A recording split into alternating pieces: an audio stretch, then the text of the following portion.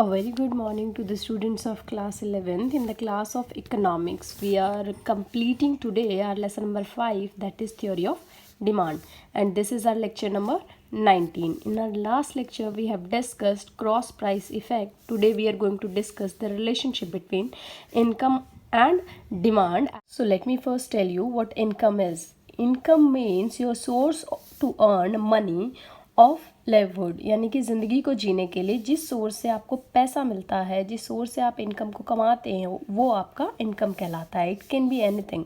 आप अगर एम्प्लॉय हैं तो सैलरी आपके लिए आपका इनकम हो सकता है. अगर आप कोई डॉक्टर या फिर लॉयर हैं तो आपके लिए आपका प्रोफेशन आपकी इनकम का सोर्स हो सकता है. अगर आप कोई बिजनेस ऑपरेट करते हैं तो आपके प्रॉफिट्स आपके लिए इनकम का सोर्स हो सकते हैं. इसी तरीके से हम इनकम को डिफ़ाइन करते हैं. इस टॉपिक के ऊपर मैंने आपको ऑलरेडी एक लेक्चर नंबर 12 में डिस्कस किया हुआ है. अगर आप लोगों ने इस लेसन के हर एक लेक्चर को अच्छे से अटेंड किया है, so you are better aware about income. और अब जो मैं अगले एक टॉपिक के बारे में बात करने जा रही हूँ, जिसके बेसिस के ऊपर कि मैंने इनकम को कैटेगराइज किया है दो इफेक्ट्स में. नॉर्मल गुड्स का मतलब होता है वो गुड्स जो कि एक नॉर्मल ह्यूमन बीइंग अपनी लाइफ को परसुएड करने के लिए खरीदता है, जैसे कि शूज़, कार, शर्ट एक्सेट्रा.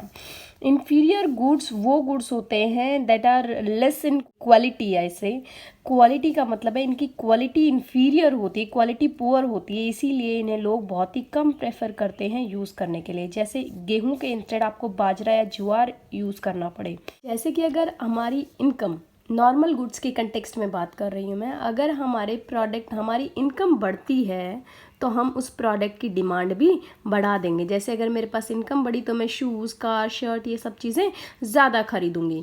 तो इसका मतलब ये हुआ कि इनकम का इन प्रोडक्ट्स पे, नॉर्मल गुड्स के ऊपर इफेक्ट जो है वो पॉजिटिव होता है. यानी इनकम बढ़ी तो प्रोडक्ट्स की डिमांड भी बढ़ जाएगी, इनकम घटी तो प्रोडक्ट्स की डिमांड भी घट जाएगी. Here I am going to take your normal goods, और उसमें मैंने आपके ले लिया है प्राइस. एक साइड में देखिए, मैंने आपको पहले भी बताया, आपका डिमांड कर्व जब भी प्लॉट होगा उसके एक साइड में क्वांटिटी डिमांडेड होगा और एक साइड में प्राइस शो करेंगे हम. लेकिन हम इनकम के इफेक्ट को, स्टूडेंट्स ये बात याद रखिएगा कि इनकम का इफेक्ट कभी भी आपको डिमांड शेड्यूल में नहीं दिखाया जाता है.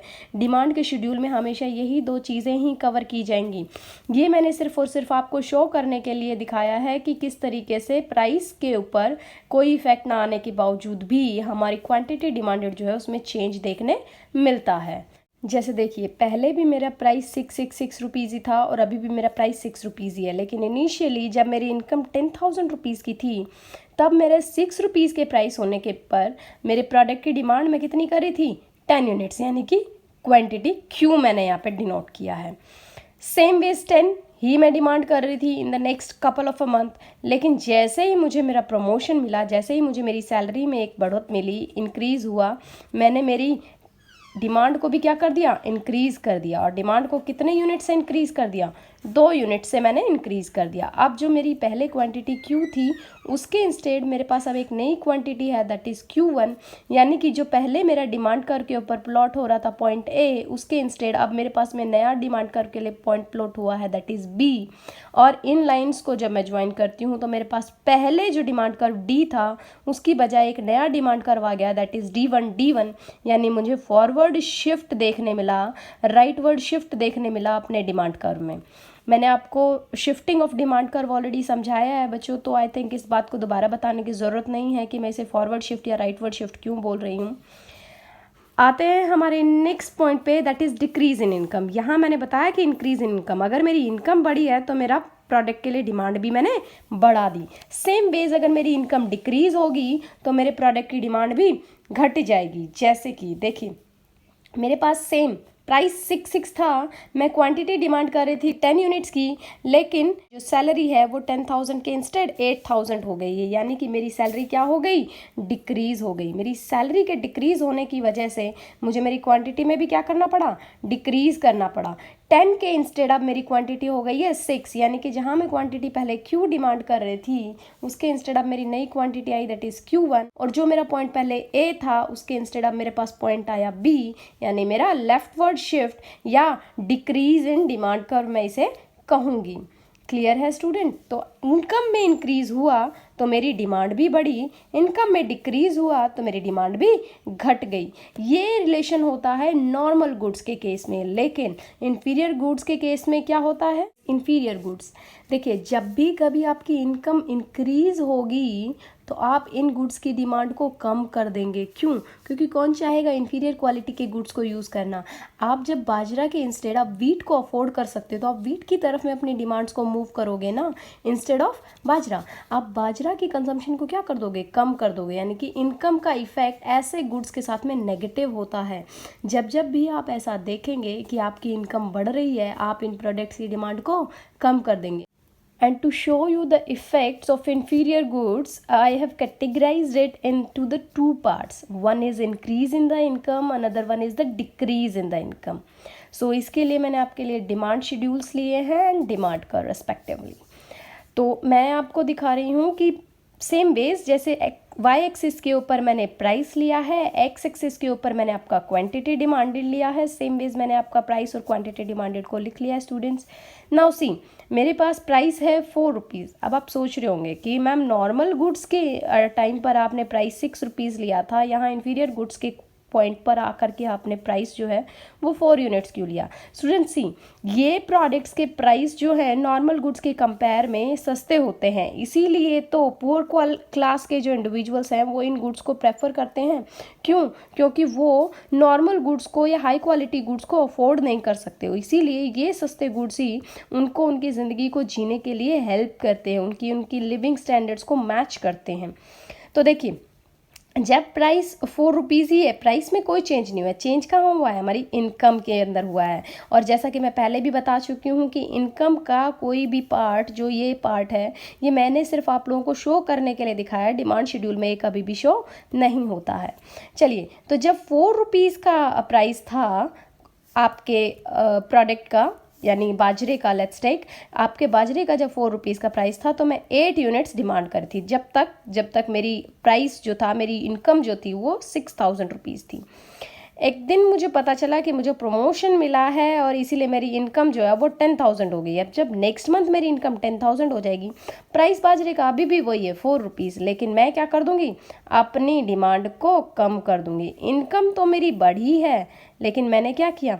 अपनी डिमांड को कम कर दिया। क्यों कम किया? ये जो बाकी की 4 यूनिट्स जो मैंने यहाँ कम की है, उसका मैं क्या खरीदूंगी? उससे मैं वीट खरीदूंगी। अब मैं गेहूं भी तो खरीद सकती हूँ ना, जो 8 यूनिट ही कंज्यूम होती थी मेरे यहाँ पे पहले भी, अभी भी 8 ही कंज्यूम होगी, लेकिन अब मैंने बाजरे की 4 यूनिट कर दी और 4 यूनिट मैंने गेहूं के लिए परचेज करना शुरू कर दिया। क्यों? क्योंकि अब मैं उनको अफोर्ड कर सकती हूँ ना। 6000 के इंस्टेड मेरी इनकम 10,000 हुई है ना स्टूडेंट्स। सेम वेज देखिए, डिक्रीज होती है जब आपकी इनकम 6000 के इंस्टेड 5000 हो जाती है, तो प्राइस तो बाजरे का सेम ही है, 4 रुपीज़ ही है, लेकिन जो पहले मैं क्वांटिटी डिमांड कर रही थी 12 का, 8 यूनिट्स का, उसके इंस्टेड अब मैं डिमांड कर दूंगी कितना? 12 यूनिट्स की। यानी कि मैंने मेरी डिमांड को बढ़ा दिया। क्यों बढ़ाया? क्योंकि मेरी इनकम जो है वो घट गई। यानी पहले जो 6000 जब मेरी इनकम थी तो कुछ डिमांड जो है मैं वीट से कर रही थी, वो डिमांड भी अब शिफ्ट होकर के कहाँ आ गई? बाजरे के ऊपर ही आ गई। यानी पहले भी मैं वीट खरीद रही थी जब मेरी इनकम 6000 थी, लेकिन अब मेरी इनकम और कम हो गई, तो मुझे मेरी वीट के लिए जो डिमांड है उसको शिफ्ट करके कहाँ लेके आना पड़ेगा? बाजरे की तरफ लेके आना पड़ेगा। क्लियर हुआ स्टूडेंट्स? यानी कि अगर मेरी इनकम बढ़ी तो मैं इस प्रोडक्ट के लिए अपनी डिमांड को कम कर दूंगी, क्योंकि अब मैं अच्छी क्वालिटी के गुड्स को अफोर्ड कर सकती हूँ। और जब मेरी इनकम घटेगी तो मैं उन प्रोडक्ट्स की डिमांड और ज़्यादा बढ़ा दूंगी। क्यों? क्योंकि अब जो पहले मैं क्वांटिटी नॉर्मल गुड्स की परचेज कर रही थी, अब मुझे उनके इंस्टेड भी कहाँ आना पड़ेगा? इंफीरियर क्वालिटी गुड्स को ही खरीदना पड़ेगा। Inferior quality goods, Giffen goods जिनको हम बोलते हैं। के लास्ट टॉपिक पे, जो कि है impact of taste and preference on the demand for a commodity. यानी कि मैंने आपको इसके बारे में भी स्टूडेंट्स ऑलरेडी लेक्चर नंबर 13 में बताया था कि किस तरीके से taste and expectations of consumers effects their demand. चलिए, तो टेस्ट एंड प्रेफरेंसेस जो हैं किसी भी कंज्यूमर की, वो 3 चीज़ों की वजह से इफेक्ट होती है। पहला है उनका इंडिविजुअल लाइक्स एंड डिसलाइक्स, दूसरा है ट्रेंडिंग फैशन, अगर फैशन में कोई चेंज हुआ है तो उसकी वजह से उनकी डिमांड इफेक्ट हो सकती है, तीसरा है क्लाइमेटिक या एनवायरमेंटल चेंज, लाइक सर्दी गर्मी मौसम में चेंज जो है उसकी वजह से। ये तीनों ही चीज़ों में फेवरेबल भी होगा और अनफेवरेबल भी होगा, यानी कि कोई इंसान फैशन के अकॉर्डिंग भी उन चीज़ों को समझेगा, तो कोई अनफेवरेबल यानी कि उनकी डिसलाइकिंग्स के अगेंस्ट भी हो सकता है, डिसलाइक्स भी हो सकती हैं। कभी कभी क्लाइमेट आपको लगता है कि स्वेटर्स या वुलन्स के लिए क्लाइमेट है, कभी कभी आपको लगता है कि अभी समर्स नहीं है तो हमें समर्स के जो कपड़े हैं उनको नहीं खरीदना चाहिए। क्लियर हुआ स्टूडेंट्स? तो इनके बेसिस के ऊपर हमने अपने favourable and unfavourable changes in taste and preferences को रखा है। इसके लिए मैंने आपको सेम वेज दो ग्राफ्स बनाए हैं, एक बनाया है आपका फेवरेबल के लिए, another one is for your unfavourable. Same base मैंने आपके प्राइस एंड क्वांटिटी डिमांडेड को लिया है, एक्स एक्सिस पे आपका क्वांटिटी डिमांडेड है, वाई एक्सिस पे आपका प्राइस है। प्राइस मैंने लिया है 6 रुपीज़ का, which will remain the same through out this curve, और यहाँ ऑपोजिट साइड में भी मैंने वही लिया है। फेवरेबल का मतलब है मैं इन चीज़ों को अच्छा समझती हूँ, किसी भी चीज़ में चेंज नहीं हुआ, ना मेरी इनकम बढ़ी है, ना मेरे प्रोडक्ट का प्राइस बढ़ा है, ना सब्स्टिट्यूट गुड्स के अंदर कोई चेंज आया है। सिर्फ इतना हुआ है कि मुझे लगता है कि अब ये प्रोडक्ट जो है फैशन के अकॉर्डिंग है, या अब मेरा इस प्रोडक्ट के अंदर इंटरेस्ट ज़्यादा होने लगा है। तो जब मैं पहले 6 रुपीज़ का प्राइस होने पर 6 यूनिट्स की डिमांड कर रही थी, अब उसी प्रोडक्ट के लिए मैं 10 यूनिट्स की डिमांड कर रही हूँ, यानी मैंने अपने प्रोडक्ट की डिमांड को बढ़ा दिया। ए के इंस्टेड ऑफ बी पे आ गई, यानी डी कर्व के इंस्टेड ऑफ D1 पे आ गई। फॉरवर्ड शिफ्ट, राइटवर्ड शिफ्ट जिसे हम कहते हैं डिमांड कर्व का, वो मैंने देखा। क्यों देखा? क्योंकि मेरी कंडीशंस इस प्रोडक्ट से फेवरेबल हो रही हैं, यानी मुझे वो प्रोडक्ट अब पसंद आ रहा है, मुझे वो प्रोडक्ट अब फैशन का लग रहा है, मुझे वो प्रोडक्ट अब वेदर विंटर क्लाइमेट से मैच करता हुआ लग रहा है। On the contrary side same चीज़ें हैं, 6 रुपीज़ का ही प्राइस है। जब मैं पहले 8 यूनिट्स को डिमांड कर रही थी ऑन द पॉइंट ए, यानी मेरा डी कर्व था, उसके इंस्टेड अब मुझे एक बैकवर्ड शिफ्ट देखने मिल रहा है या लेफ्टवर्ड शिफ्ट देखने मिल रहा है अपने प्रोडक्ट्स की डिमांड में। क्यों? क्योंकि मैं अब उन प्रोडक्ट से बहुत ज़्यादा खुश नहीं हूँ, मुझे उस प्रोडक्ट से अब सेटिस्फैक्शन नहीं मिल रहा है। मेरे उस अनसेटिस्फैक्शन या अनहैप्पीनेस की वजह से ही मैंने अपनी डिमांड्स को क्या कर दिया, विड्रॉल कर दिया, और उन डिमांड्स को जो मैंने डिक्रीज़ किए हैं वो अब मैं किसी और प्रोडक्ट में जा कर के ऐड करूँगी, या फिर यहाँ वाले केस में जो मैंने किसी और प्रोडक्ट के साथ में अपना इन्वेस्टमेंट कर रखा था वो मैंने ला करके किसके अंदर ऐड कर दिया, इसी प्रोडक्ट में ला करके ऐड कर दिया। यानी कि अब मैं कुछ और प्रोडक्ट्स खरीदने के इंस्टेड इसी प्रोडक्ट को खरीदने पे जोर दे रही हूँ। ये होगा मेरा favourable, and this is the condition where I am unfavourable. Clear हुआ स्टूडेंट्स? तो आज के लिए हमने कवर किया है इनकम का इफेक्ट, वो भी दो गुड्स के ऊपर। One is normal goods, normal goods के कंडीशन में मैंने इंक्रीज और डिक्रीज दिखाया है इनकम का, और इन्फीरियर गुड्स, इन्फीरियर गुड्स के केस में मैंने इंक्रीज और डिक्रीज इन इनकम दिखाया है। नॉर्मल गुड्स के केस में आपका जो इफेक्ट है वो पॉजिटिव होगा, यानी इनकम बढ़ेगी तो आपके प्रोडक्ट की डिमांड भी बढ़ेगी, अगर इनकम घटी तो आपके प्रोडक्ट की डिमांड भी घटेगी। लेकिन इन्फीरियर गुड्स की क्लास में केस में उल्टा है, अगर आपकी इनकम बढ़ी तो आपके प्रोडक्ट की डिमांड घटेगी, लेकिन अगर आपकी इनकम घटी तो आपके प्रोडक्ट की डिमांड बढ़ेगी।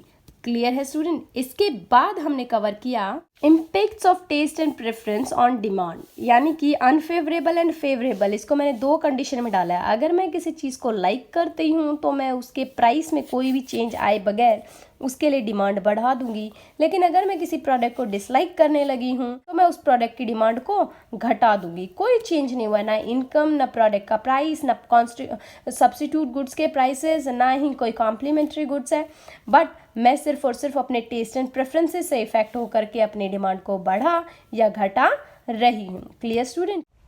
बेटा आज हम आपके लेसन नंबर 5 को कंप्लीट कर चुके हैं, तो अब मैं चाहूँगी कि आपको मैं सारे लेसन से रिलेटेड जो भी नोट्स हैं वो प्रोवाइड कर दूँगी, तो आप लोग प्लीज़ इन नोट्स को अच्छे से बनाएंगे और ध्यान रखेंगे कि कोई भी छोटी से छोटी बात जो है उसको आप अच्छे से अपने पास ग्रैस्प कर लें, क्योंकि ये जो टॉपिक है थ्योरी ऑफ डिमांड, ये आपके आगे जा करके बाकी सारे लेसन्स के साथ में कनेक्ट करेगा। So it is very important कि आप इस टॉपिक को अच्छे से समझें, क्योंकि अगर आपको ये टॉपिक समझ में आया तो इससे रिलेटेड 3-4 और जो लेसन चलने वाले हैं वो भी समझ में आएंगे, और अगर आपने कहीं इस टॉपिक को लूज छोड़ा तो आपको बाकी के टॉपिक्स में भी प्रॉब्लम फेस करने मिलेगी। That's it for the day. Thank you for watching the video.